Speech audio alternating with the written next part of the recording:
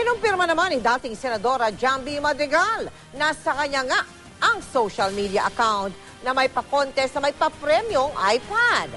Pero ayaw muna niya magkomento tungkol sa pahayag ng COMELEC.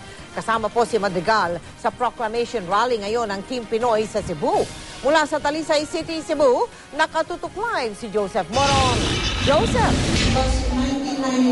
Mel, gumugulong na nga itong proclamation rally ng Team Pinoy sa Talisay City dito sa Cebu. No? Kapasado mag-alas 7 nang dumating si Pangulong Noynoy Aquino dito at naantala yung schedule ng Pangulo at maging yung mga kandidato dahil sa bagyong dahil sa ulan na dala ng bagyong si Krising. Sa katunayan nga, yung original sana nila na site no, kung saan nila idadaos yung kanilang proclamation rally ngayong hapon dyan sa Talisay City sa isang open field ay kinansel na yan at inilipat na lamang dito sa Tabunok Gym dito rin sa Talisay City, Cebu. Si Pangulong Aquino dapat nakaschedule din pumunta ng Dumaguete pero hindi na rin siya natuloy doon dahil nga sa ulang dala nitong si Krising at alas 4 na ng hapon na ang makaalis ng Maynila itong si Pangulong Noynoy Aquino para pumunta dito sa Cebu. Sa kasalukuyan ay kasama na sa stage ng Pangulo ang ilang mga kandidato for senators ng Team Pinoy para sa 2013 senatorial elections.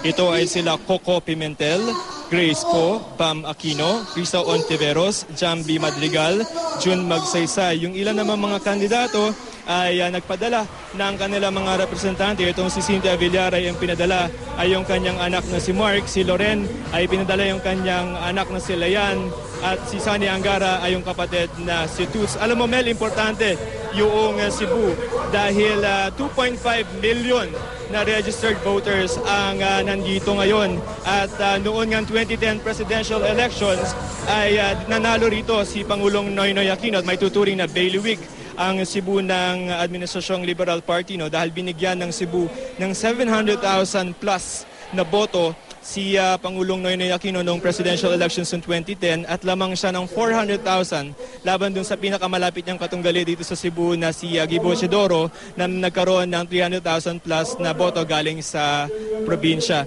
Samantala Mel, kaugnay ng balita galing sa COMELEC no, na isang administration candidate ang iniimbestigahan ngayon para sa illegal campaigning. Bagaman walang pinapangalanan itong si COMELEC chairman Sixto Brillantes ay may mga clue siya at doon nga sa report ni Tina ay natunto ng GMA News na merong katulad na contest itong isang senatorial candidate, itong si dating Senador Jamby Madrigal. Pinakita natin, in fact, yung picture noong nakita ng ating news team doon sa Facebook page ng dating Senadora at hindi naman niya itinanggi na meron siyang pa-contest na yon. Bagaman hinihintay na lamang daw niya ang opisyal na abiso o formal na abiso galing sa COMELEC. Mel, nandito ang pahayag ni dating Senador Jamby Madrigal tungkol sa issue na yan.